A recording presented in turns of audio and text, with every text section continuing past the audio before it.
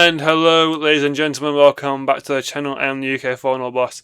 Sorry I have been gone for so long. I have been dealing with some drama issues, which I'm not going into detail with. I've been travelling to Glasgow and back the one weekend. We're dealing with some drama, which is annoying, but I am here doing something a little different. As you saw a couple of weeks ago, I did the Polish Speedway predictions. And I figured I might as well carry on, seeing as the British League.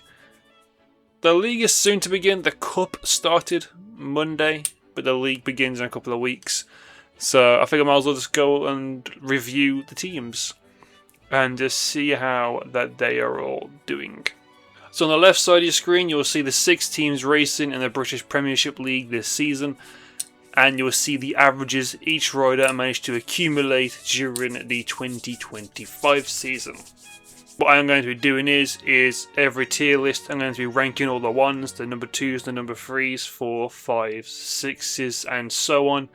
And then once we have an idea of where I'm ranking each of the positions, we'll then rank where I believe each team will finish come the end of the season, not including playoffs and who will beat who in each semi-final and final. So coming up first, number 1s. I've not complicated it with like special words or anything. I've just gone straight S, A, B, C, D, and E. Down the bottom is all the number 1s from each club. How are we ranking this is not on the world status or how they perform in Poland or Sweden or anything. This is purely based on how they perform in the British League, because British League, our tracks are a bit funky. Some of our tracks are more dirt based, some are more clay based, some have stock cars on them while some don't, and therefore our tracks are all over the place and it makes British racing harder in some aspects. I'm purely basing it off how they perform in the UK and on our tracks. But starting off with Brady Kurtz. Brady Kurtz managed to accumulate an average of 8.97. Normally performs well wherever he goes. His biggest point is that Bellevue. He's great at home. I think for now though I'll just put him there. Jack Holder. Jack Holder's enigma because it depends on the day. Like sometimes Jack Holder turns up and he performs really, really well, and sometimes he doesn't turn up. Like when Wolverhampton was racing, when we were up and running, Jack Holder, Wolverhampton was not one of the tracks he favoured. I would rank Jack Holder though on this list because due to his at home around Sheffield, he is almost unstoppable. But his away tracks do let him down a bit. So just for that, I'm going to put Jack up at number 3. Don't know why, but for some reason the pictures he's just half disappeared. Max Frick. I think he finished top 3 in the averages last year. And he does generally perform double figures home and away wherever he goes. I mean, even around Wolverhampton, a small track, and Frick, despite his early years being around Edinburgh and Bellevue, the old Bellevue, which are small tracks, they're not his favourite, but he's learned to adapt and excel. He's changed clubs, has gone to Kings Lynn. Kings Lynn is more deeper and clay. It's heavier, more on the clay material due to the stock car race that takes place there every week. But it's grippy and it has a fast outside line, which is what Frick loves. I think I'm going to put him at number 1. Tom Brennan is hit and miss. So Tom Brennan, I think it's a bit soon for him to be at the number 1 position. I mean, he's 25. I think 25. Yeah, 25. Technically, he's not too young. I'm not trying to say that. He has got lots of talent, and he is a great rider, and he does perform to a good degree in a middle league Poland for Big Gosh in particular, and he has won gold medals with Great Britain. Not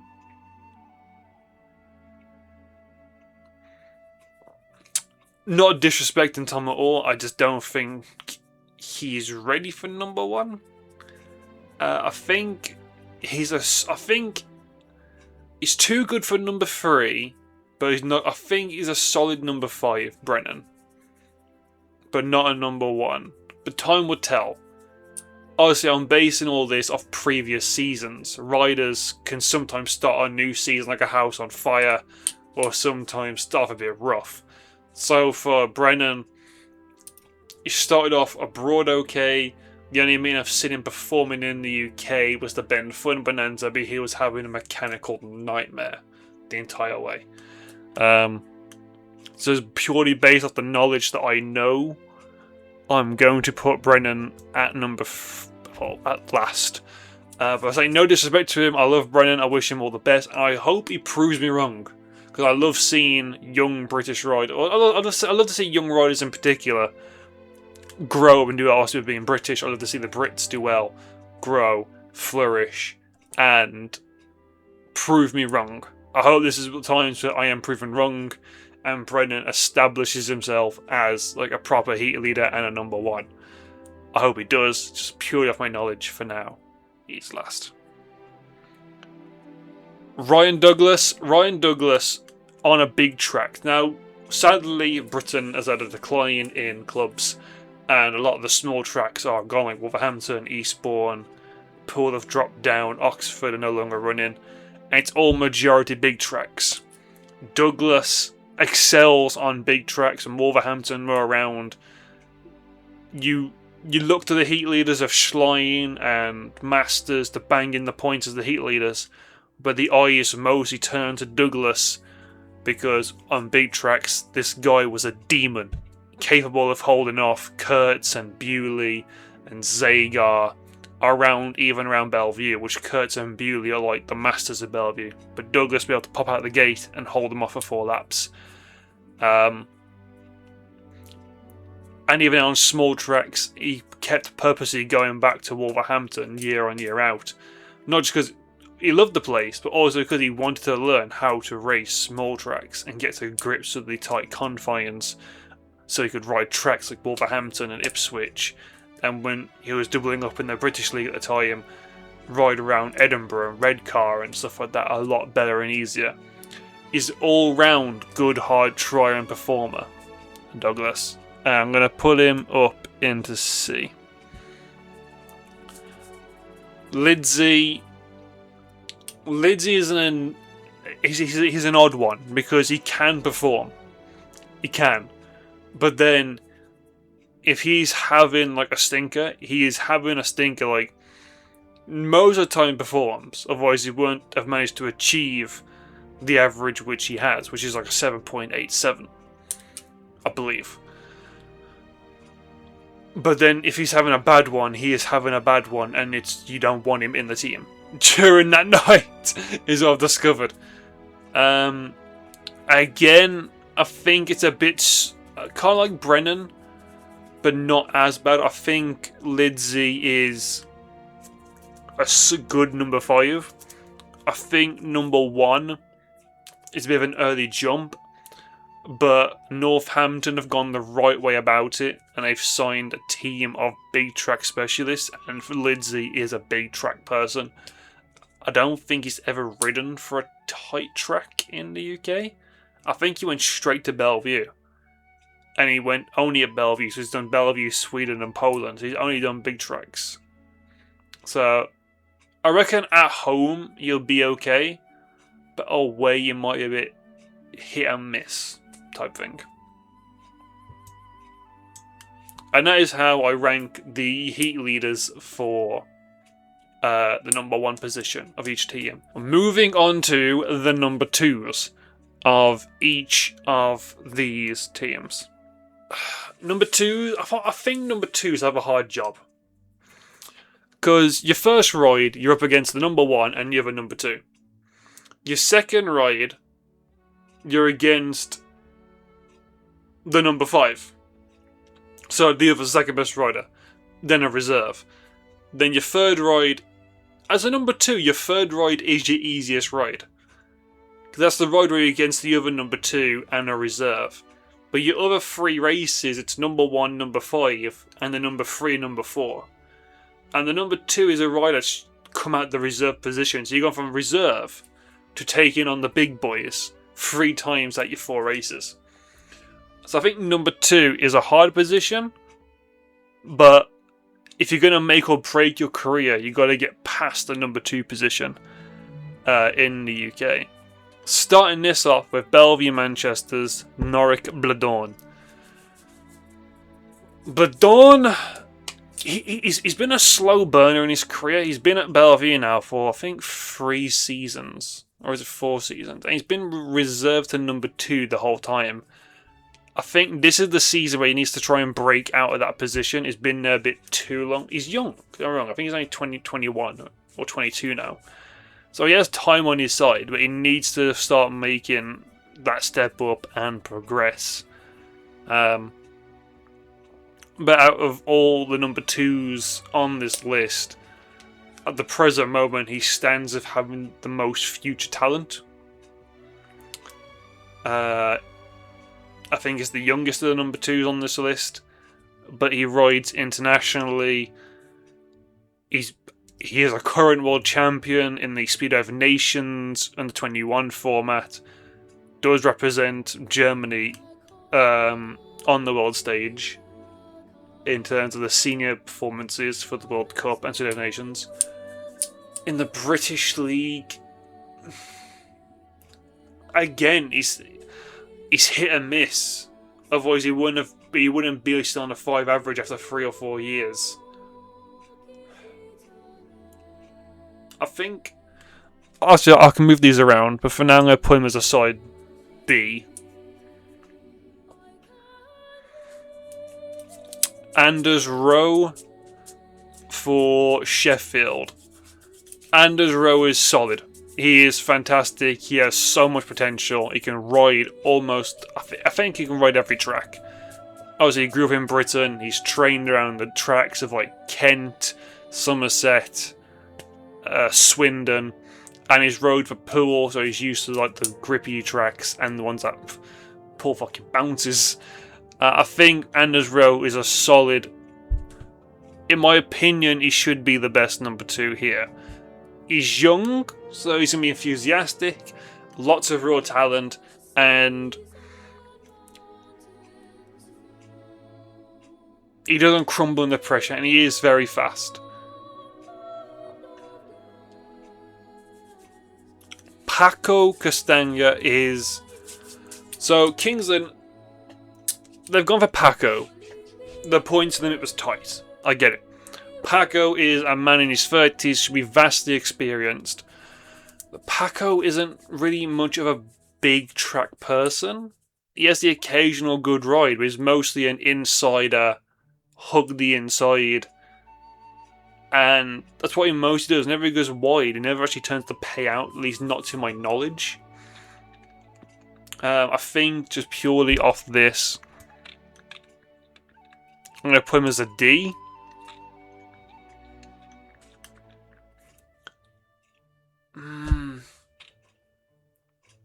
No, I'm not. I'm putting him as an E. I'm thinking about it more. And I want to say that Ipswich's number 2, Scott and Nichols, is going to be the D. Only point being, Scott Nichols hasn't raced in the British Premiership for 3 or 4 years.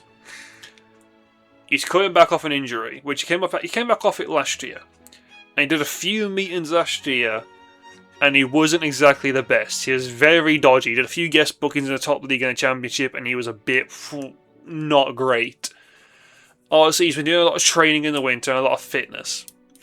He's an Ipswich legend. He knows the track beautifully. This is Scott Nichols we're talking about, 7 times British champion.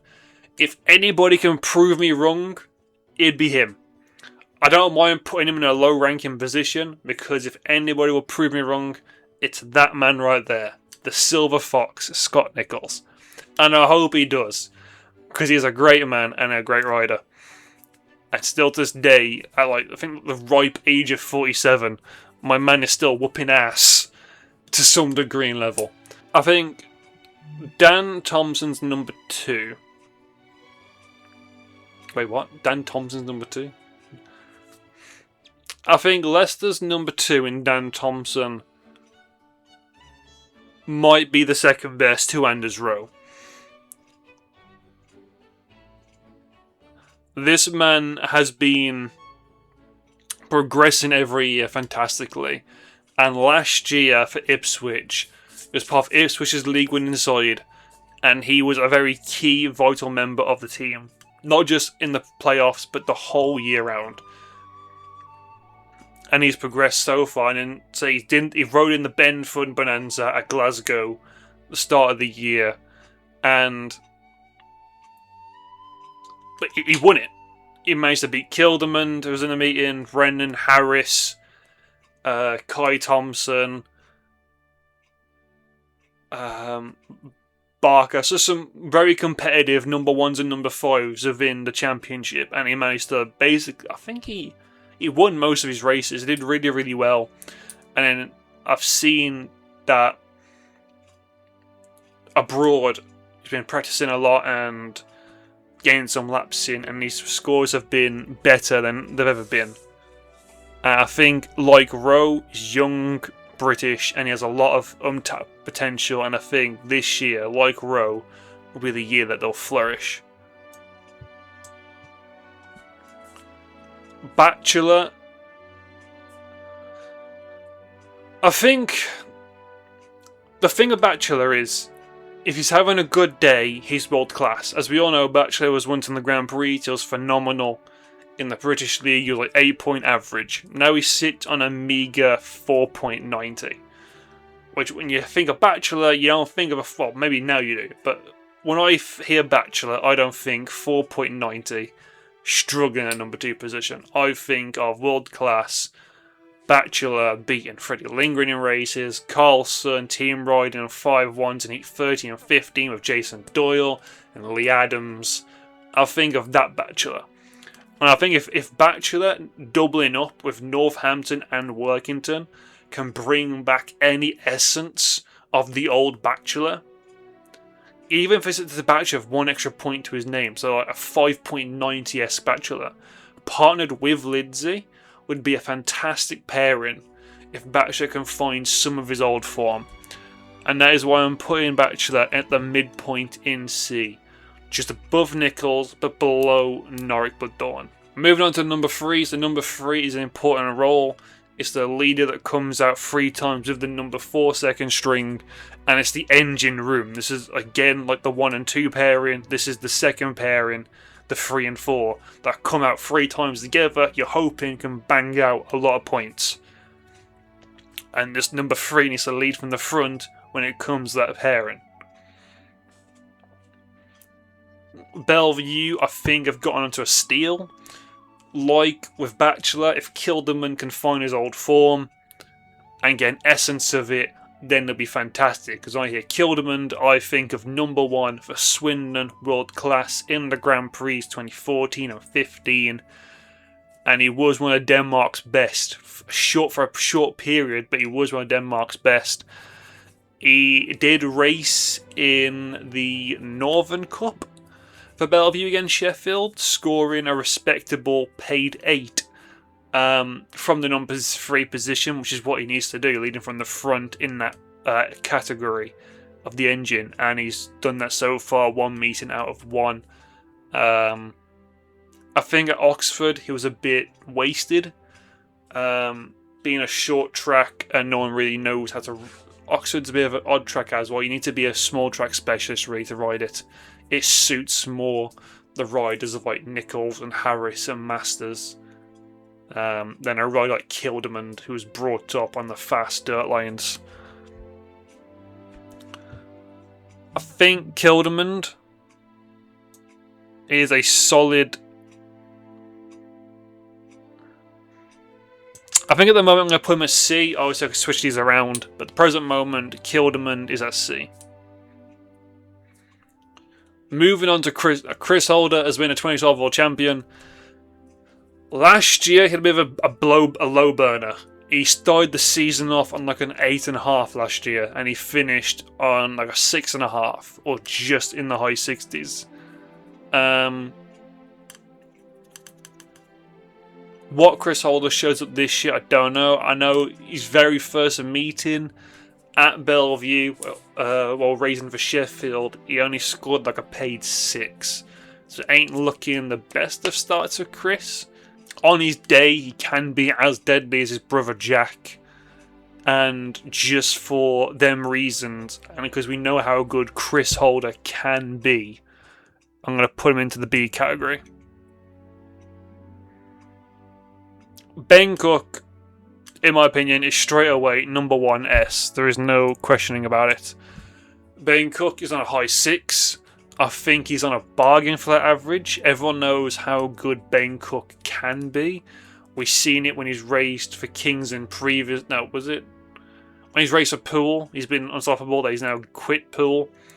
When he had a stint at Peterborough on the final season, he was absolutely dynamite and untouchable.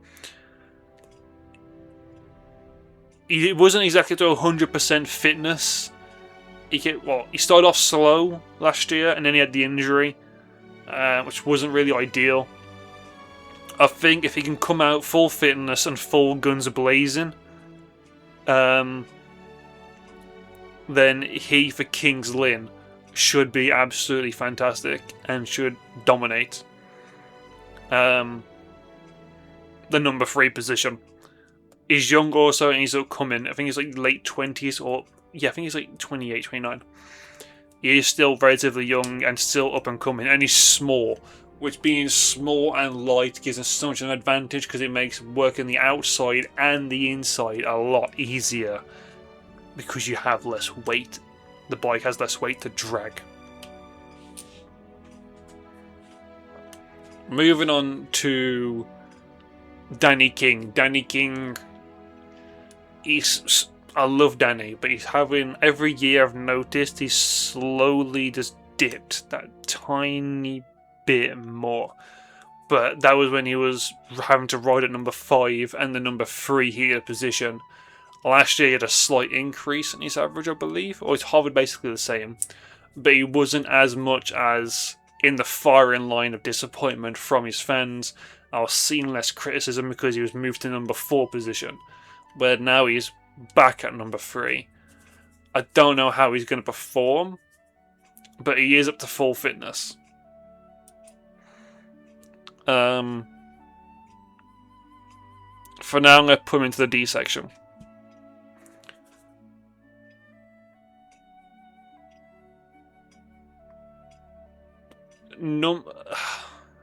Nick Morris. I'm putting him at E simply because he had very hit and miss performances for Sheffield come the end of last season. He's come back after a 2 or 3 year ban. I think it's a risk that could pay off, or it could not pay off, having him at the number 3 heat leader position for Leicester. There's not really much to expand on that. That's just how I feel.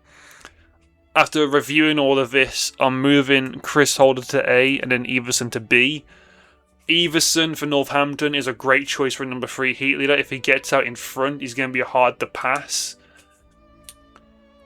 The reason why for Everson at B instead of A, it's... well, he's punctured his lung to begin with, which doesn't help, which means that he comes back on the bike for his first means to Northampton. He isn't exactly going to be 100% raring to go full blazing. And it might start him off slow, might be hesitant. Don't know how he's going to react. Honestly, I would put Kildemand and Everson in the same bracket, but I'm trying my this video to not put things in the same bracket, especially when it comes to the rider rankings. I think Everson generally is better than Kilderman on the British tracks, but I think because Everson's going to come back from an injury as bad as a punctured lung to begin with, I think Kilderman probably does actually just edge Everson right now. So I'm going to swap them two around. Everson to SC. Moving on to the number 4s. Zach Cook, phenomenal. He went to Bellevue last year. I expected him, I'll be honest, to do absolutely dog shit. Being around small tracks his whole life. Plymouth, Poole, Wolverhampton, Birmingham. Small track, small track, small track, and small track. Went to Bellevue, started off really slow. A couple of, this, I think his first meeting at Bellevue was a duck egg. 0 points. And I thought, okay, my predictions come correct. He's shit. Halfway through the season, this guy's ripping up Bellevue. Fantastic. His style looks like it suits small tracks. But his style was somehow, he was making it work for Bellevue. And I don't know how, and I think he has so much more to give. For now, I'm putting him at a safe B, just for now. The number 4 does have an important job. It's to back up the number 3 heat leader as much as possible. Leon Flint. Oh, this boy. I have watched Leon Flint pretty much all his career. I have loved watching him grow. He had a few years at Wolverhampton where he was making small progress. His average is increasing slightly. Had 1 year at Birmingham and his average tanked. He had a terrible year. And I thought, don't tell me this is like he's hit his wall already. But then he went to Sheffield, big track, nice and grippy, surrounded by the likes of Woffenden, Chris Holder and Jack Holder, Simon Stead, Ollie Allen, world champions, ex-British internationals, British team managers, and it opened the doors. I'm sure Flint loved it at Wolverhampton, and probably learning the small track was, the skills you learned from small tracks has obviously helped him in his career. But I think after 3 or 4 seasons at small tracks, he learned what he needed to learn on the bike, and then he went to a big track that was like Sheffield, which is like grippy, stock cars on it, so he can create the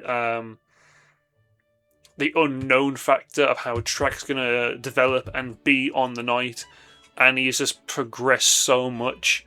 And his very first meeting for Sheffield this season at Bellevue, barring the one race, was unbeaten. Paid win last, and then 2 wins. I'm surprised he didn't get a Heat 15 nomination, if you ask me. Wasted. That could have been 4 wins. He could have got paid double figures in his first meeting at the number 4 position, which would have been fantastic.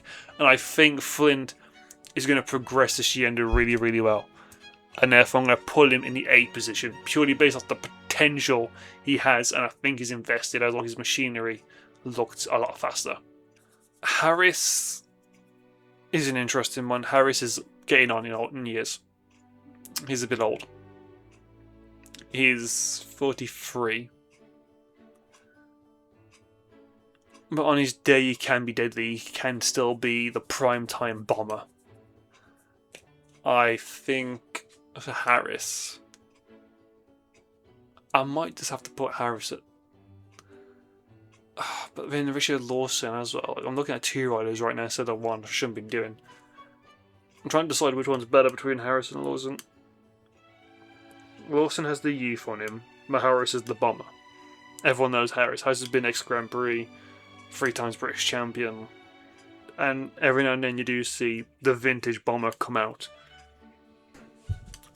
I think I'm going to put Harris in C and then Lawson... I don't know, See what Clint's going to turn up, because Clint, he can have some fantastic days, and if he rides Northampton as good as he rides King's Lynn, but then at home he'll be fantastic, but how's he going to perform away? If you could rank kings in, go in here, so rank king. Oh, yeah, but that would do.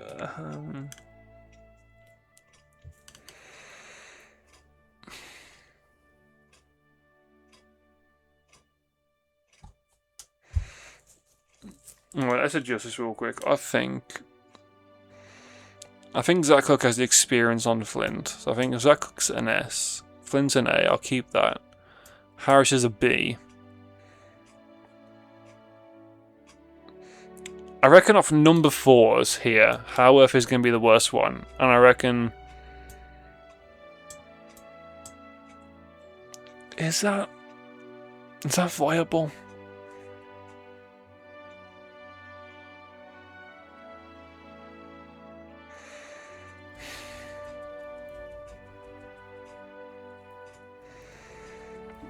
I'm trying to think here, because I feel like I'm ranking this a bit wrong, but... Potential, fantastic so far this season. Done 1 meeting, doing riding well.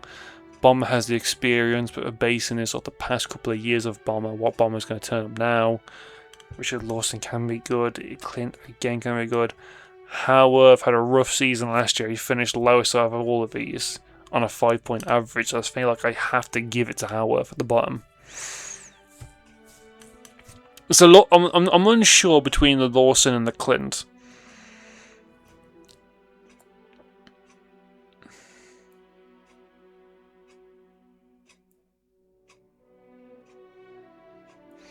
I'm going to give it to Clint.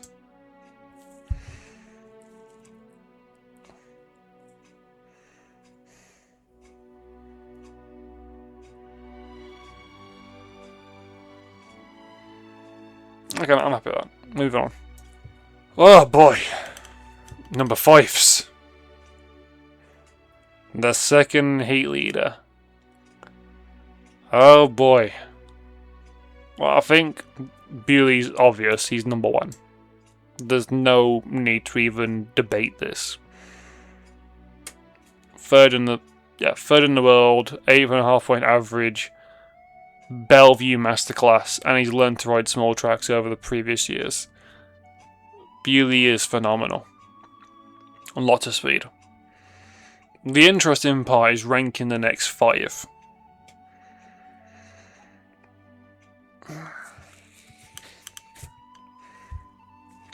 Pickering. I think it's safe to put Pickering in A. High 7 average, home and away is fantastic. Pickering's weakness is small tracks, and to be fair, there isn't. I think Ipswich is like the only small track now in the top league, so I think he's fine from that weakness, which obviously helps him.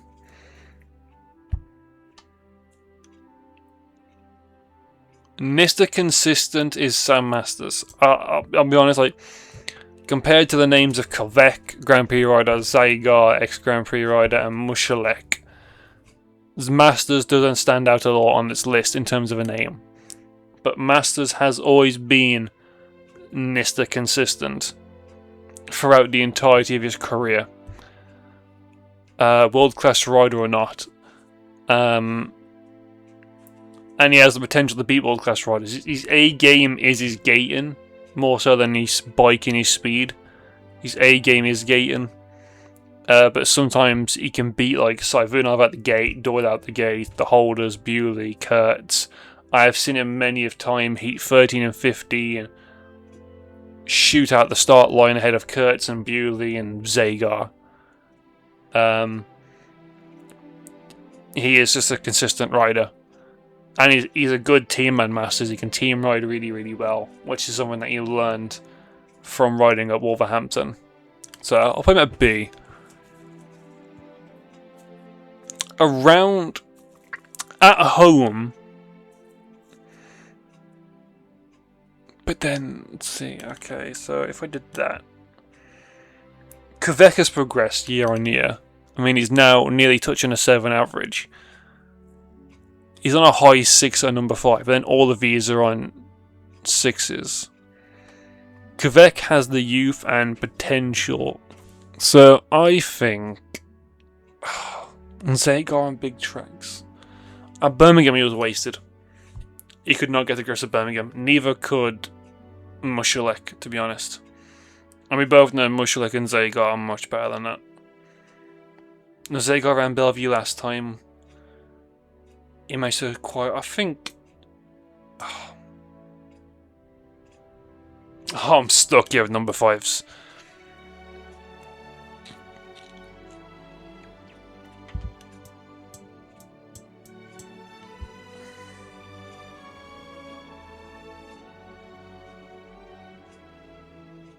I'm going with my gut, because the more I think about it, the more I'm digging myself into a hole of unknown. Kvek is young, potential, and progressing. Mushulek has been here for a while. He's not really progressing anymore, but he does know the tracks inside and out, and can be fantastic. Zagar is aging, he's in his 40s, but sometimes you do see vintage Zagar. We saw it a few times at Birmingham. Well, with Birmingham, but mostly away at tracks like Leicester and Bellevue and everything. Vintage Zagar showed up. I'm not sure what Zagar's going to show up at Northampton. He's never seen the track, he's never ridden it. Well, no one's ridden it, so no one knows how anyone's going to perform around Northampton. It's a big track. It's just shy of 400 metres. I think Zagar will excel there. Honestly, I don't think it deserves to be an E. And I think it deserves to be rated as the worst number 5. But I don't know.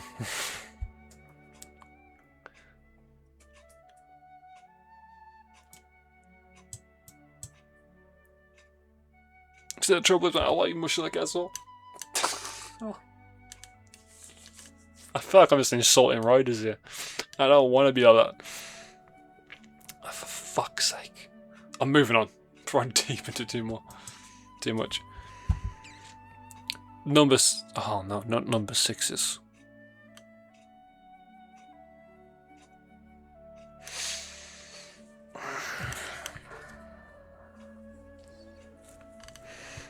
Number 6s.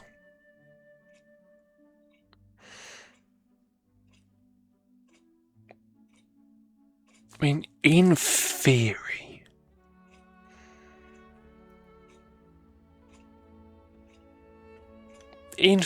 he's the best number 6. He's been here long enough. But no British tracks, Edgar Thompson.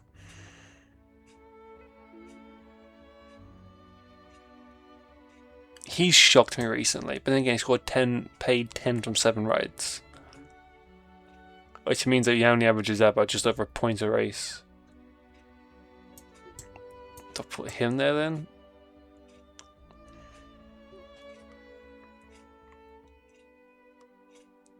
Hellstrom Bangs. See, I'm not sure how he's going to do well, but I'm not sure how he's going to do around Ipswich. I've seen him around Bellevue do fantastic, but I'm not sure how he's going to do around Ipswich.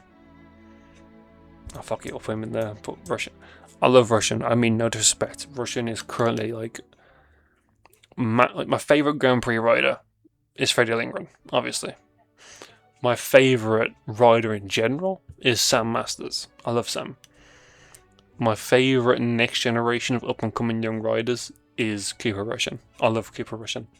I love how like he looks nice, looks clean, looks professional, seems polite and kind, and I love the tassels. I love that someone is at least keeping the tassel tradition going, and I hope him all the best in his career. I don't mean to sound disrespectful by putting him as the worst number 6, but obviously he's in his 30s, very experienced, he's late 20s experience, he's mid 20s experience. Ishki has done a few years at number 6 now. Hellstrom Bangs never rid Britain before, but he's again more experienced. Russians only just turned 16. I'm putting them there purely based on experience. The number 7s. This is fun. Right, straight away, Edwards for Ipswich is number 1. I don't care. Jilks should be number 2 for Leicester.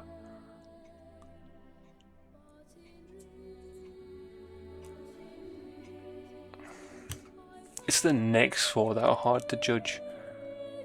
We've got Cairns for Bellevue, Colleen for Sheffield, Scott for Kings Lynn, and Harrison for Northampton. Kearns is the youngest and the least experienced. I think it's only fair to put him there. And Luke Harrison's done a few matches. I think Colleen's done a few matches in top league. He's been rising up before, so I'll play him there. Harrison might have benefited from the half a season at Kings Lynn last year. So I'll put him as C, and then Scott in D. Now comes, I don't know why there's two lists. So now comes a fun one. Where do I put these teams at the end of the year? I reckon Bellevue. Sheffield.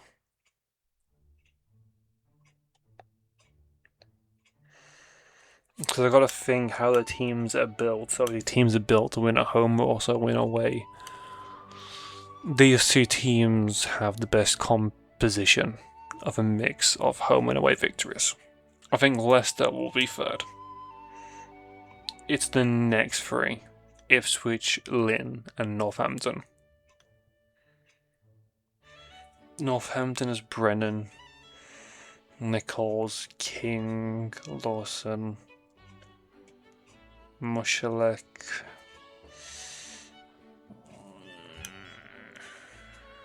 I'm not that confident over Ipswich now. I reckon I could finish D. They've got Brennan, who's a good rider, but he's not really number one. Nichols is a risk. As much as I love Nichols, he's a risk. King hasn't been the best for a while. He's been solid, but not the best. Lawson hit him again, solid, but not the best. And Mushalek, it depends on Mushalek shows up this year. Hallstrom bangs. I don't think he's ever seen a track as tight or as clay based as Ipswich. Kings Lynn are relying on their bottom end to come good. As in Jody Scott, Cooper Russian, and Paco Castanga. That's a three-man tail. Half the team is the tail. You're relying on Paco to come up with a ride or two good. You're relying on Russian to be, a 16-year-old, a solid, decent number 6. And put that type of pressure on him. And then you're hoping on Scott to do. But then, I don't know, I think Kings Lynn are relying on the top 4 too much with Frick, Harris, Kvek, and Ben Cook. I mean, all of them together can smash out 40 points, a minimum, at least. And all you need then is just 6 points between Scott, Russian, and Paco, but then that means Kings Lynn are running a bit of a risk. And I reckon Northampton will scrape into the playoffs in their first ever season in existence. And I'm happy with that. I'm not a Speedway expert, I can't see the future, but I think I'm happy with that. Thank you for joining me for today's video. Hope you enjoyed this different type of content. If not, then whatever.